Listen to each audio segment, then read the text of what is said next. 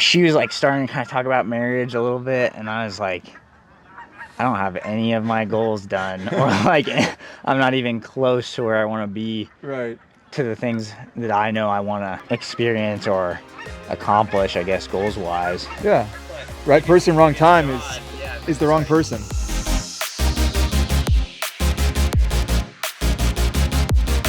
To provide for a family, that's a beautiful thing. And it's what motivates most guys, frankly, to get out of bed and go to work every day is their wife and children. Right. So I'm not knocking that in the least. But if you're in your 20s, you're like, I don't want to work for the man. You know, that I'm gonna work for myself. You know, I don't want to have to do what somebody else tells me. Well, if that's really the case, you got to start grinding now, and you got to build that business, whatever it is. Right.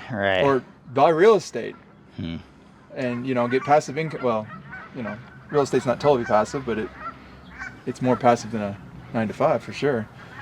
But you got to build up that portfolio to get to that point. Right. I think I kind of used to have a mindset that like I gotta figure everything out first before I get married. Like because like sometimes something I see with my parents a lot is that it seems like they have a lot of like dreams and goals that never happened. Right. Because they got married or because like they homeschooled us or whatever. Yep.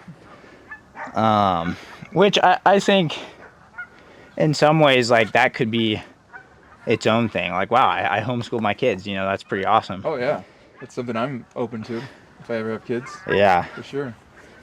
But I don't know, for a long time I was like, oh, I see them and like that they're kind of unhappy with how their goals turned out, at least up till now, and right. And maybe if they had done those before they got married, that they would have been able to get that done and then focus on just like homeschooling or whatever, because it's like, or focus on just like raising kids, because like I got all my dreams done, right, and now I can focus on family. So that was my thought for a long time, was like that. But well, what do you think? Because I feel like it's changed now. But for you, yeah, I'll be curious to hear what you think now. But I don't think that's a bad mentality. I mean, in the end, marriage should be considered a calling from God. I mean, obviously this is a Christian podcast, so I'm going to make that explicit. Marriage is a proposal from God to live a life of sacrifice for another, and many others when you have children. So I think, again, I talked about being open last time. I think that's the case. Like, I don't think that mentality of yours is necessarily selfish or necessarily problematic unless you're closed to God showing you something else. So if you're like, you meet a girl and you're like in love with her and she wants to get married, well, I think that's kind of a proposal from God. So if you're like, no, honey, we're going to wait until I've pursued all my dreams. Well, I think that's kind of saying no to God. But on the flip side, I think a lot of people just get married because it's what is expected. Like, oh, if I'm not married by the time I'm 25, and that's changing. That's not as much the case nowadays, but there are certainly Christian circles or even conservative circles who think that way. And I would say, no, if you're just getting married so that you fit into your group, that's pretty stupid. Yeah. Or if you're a Christian, it's because you want to have sex morally. Yeah, exactly. As fast as possible. Right. And we can talk about sexual morality as well if you want, but yes, if that's your only incentive, the only incentive to get married should be I want to be with this person for the rest of my life, and God is proposing this, and I know I'm going to become a better person through it. So, in the meantime, you should do what you want to do that is going to make yourself a better person to prepare yourself for that vocation. So but again, that sense of urgency, I think everyone should have.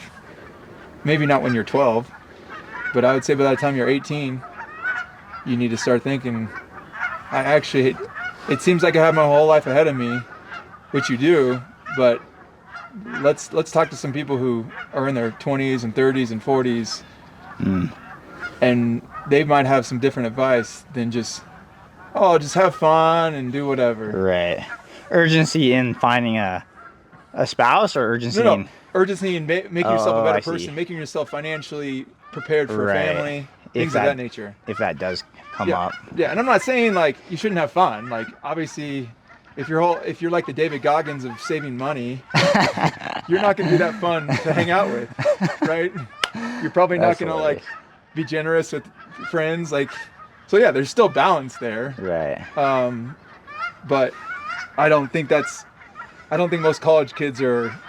That's the problem, that they're being too stingy and too thrifty with their money, and too focused on like setting themselves up for the future. I think we have the opposite problem typically on college campuses and people in their 20s. Right. The David Goggins of saving money. I can just picture it. Save every penny. That's great. Penny saved is a penny earned. I don't know. I think like I said, that kind of used to be my perspective for a while, was like, don't get married, like, or maybe get your goals done first, then get married. And then like I think I mentioned, like, I was dating this girl in college, and it was like a pretty serious relationship, and she was like starting to kind of talk about marriage a little bit, and I was like, I don't have any of my goals done, or like I'm not even close to where I want to be, Right. to the things that I know I want to experience or accomplish, I guess, goals wise. And maybe some people, your goal is to like have a great family and to have a lot of kids, Absolutely. And I think that's a great goal. Yeah. But yeah, I was just like, oh man, like, I feel like there is an element of sacrifice, a big element, obviously. Yeah. So it's like you gotta somewhat put your goals on the, maybe not back burner, but like second priority, I guess.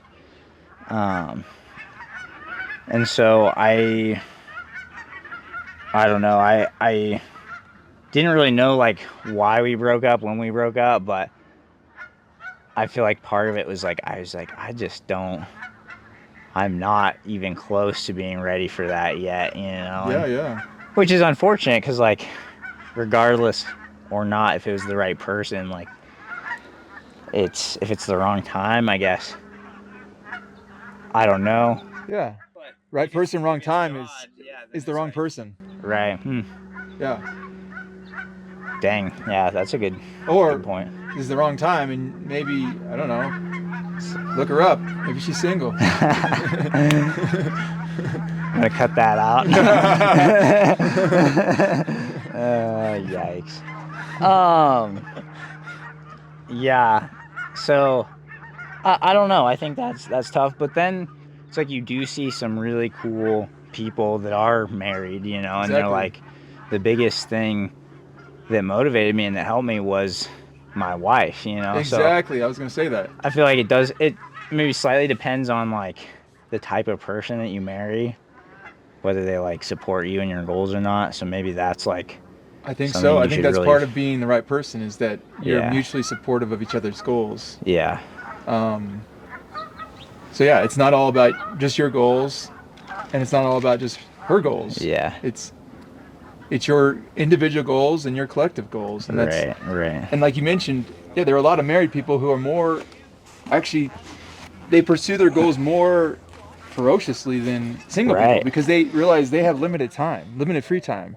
So they're like, I have an hour each day of free time to do this thing, and so they use all 60 minutes of that time more efficiently than someone who's like, oh, I got 6 hours today to kill. I'm gonna dabble in my goal, and I got plenty of time. Well, that 6 hours, they might spend 5 minutes of real work, and so they're actually much less efficient. So again, getting married doesn't necessarily prevent you from your goals. I would say it purifies your goals.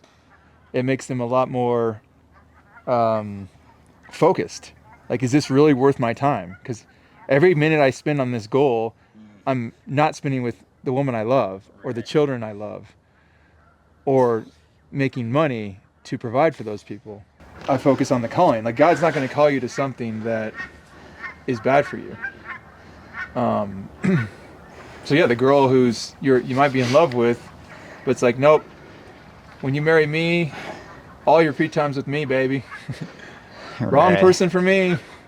Well, and that was kind of the issue with that girl was Yeah. like, I just felt like whenever I was doing something else, it was kind of like, oh, you should be spending time with me. I was like, yeah, but I don't know. And again, not to go to what, like, nope, every minute I have is just for Right. me. Yeah, Her that's sad. request to spend time with you might be legitimate at times. So we can't just like say, Right, oh, right. any girl who wants any of your free time is needy and not for you. But on the flip side, any girl who wants every minute of your free time Right. is probably not for you. Right. So how do you balance that? Like, especially if they're like, well, if they have their goals, you know, and it's like say you have things that you want to do. It's like how much should you compromise, I guess, you know? Or do you just need to Yeah. pre-decide that before you're like, this is what I'm willing to compromise and this is what I'm not? No, I don't think you can pre-decide because people change, situations change. Yeah.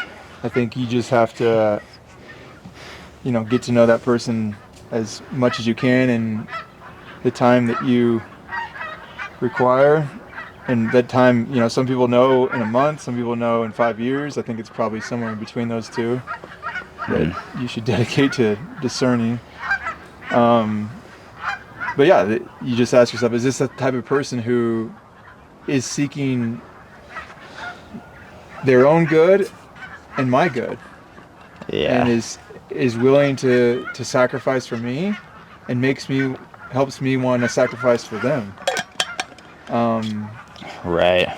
And then yeah, you're gonna have fights. That's what marriage is. It's a constant fight in some ways. Yeah. It's a dance and a fight. And fight's probably too strong a word for some people. A constant. I mean, people say give and take. Maybe that's it. Dance and fighting is give and taking. And so yeah, So you want to be with someone that you can communicate well with, who communicates well with you, and that you can resolve these things. I tend to think pretty easily and efficiently.